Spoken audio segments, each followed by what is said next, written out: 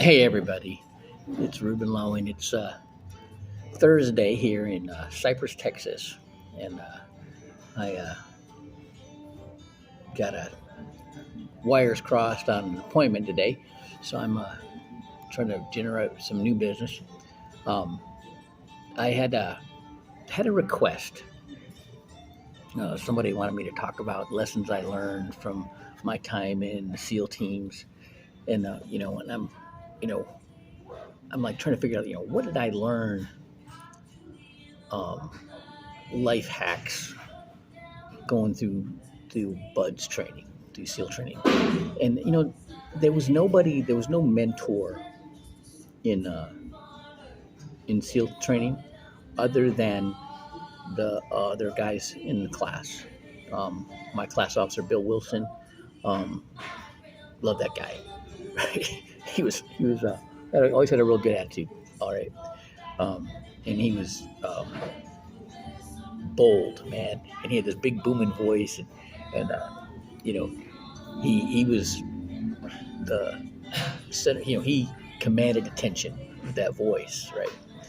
And so that um, that was one thing. Then you know the there were mentors that were Navy SEALs. My mentor, Mike McDonald, he was a Vietnam vet, plank owner of SEAL Team 6. He was a master chief in the SEAL teams. He'd always give me, he's the one that fed into me and gave me these little hacks, to get through that training. Um, but the basic thing was, just uh, the rituals. You like every night after evening chow, you go and look at the schedule for the next day, the gear list, and then you get started field day because you had a field day in the room every night. Man, it was you started off. You had a dust first because you don't want to sweep them off and then dust, and then you get all the dust on the floor.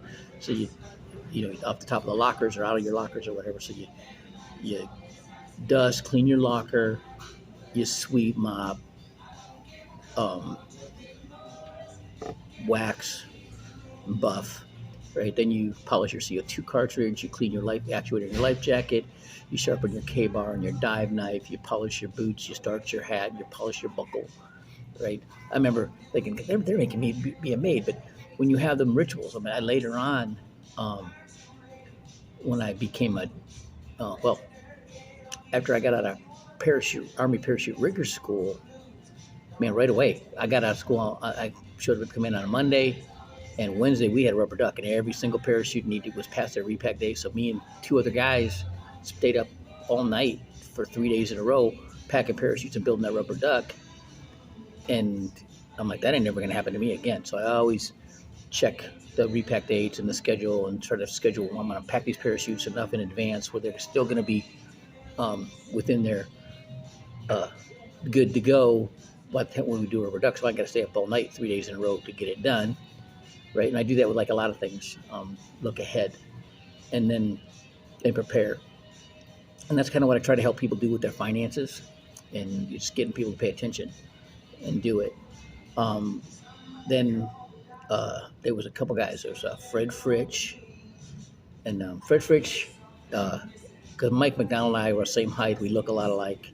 All right, and he actually Mike let him believe that I was his illegitimate son, right?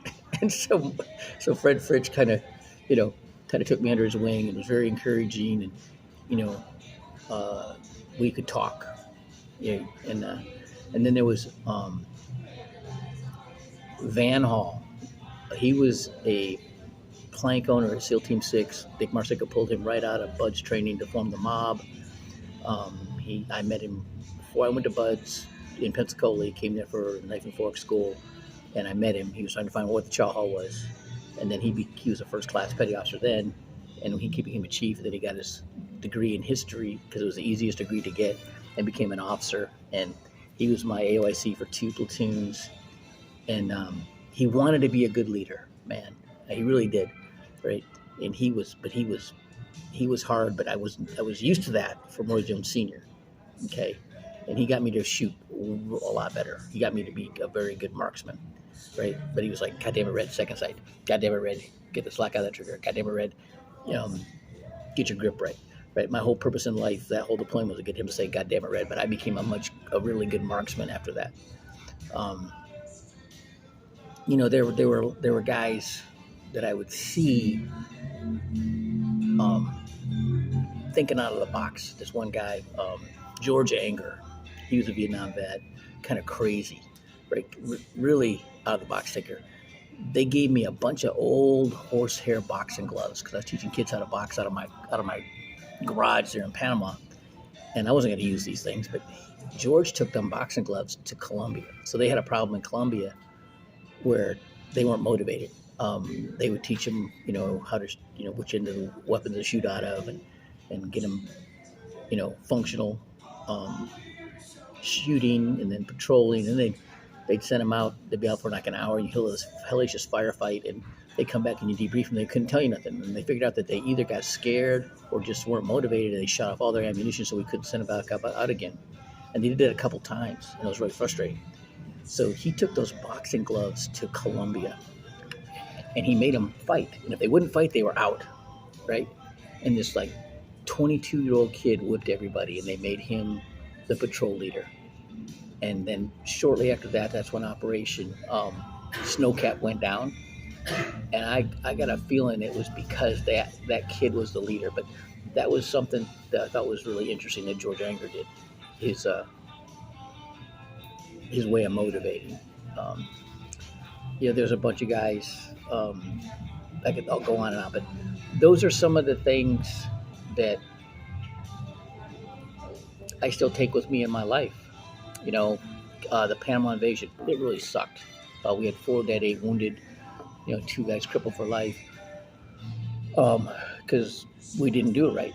And from that point on, it burned in my mind. You don't engage the enemy till you have the element of surprise, cover, concealment, superior firepower all to your advantage. If you don't, then you don't engage.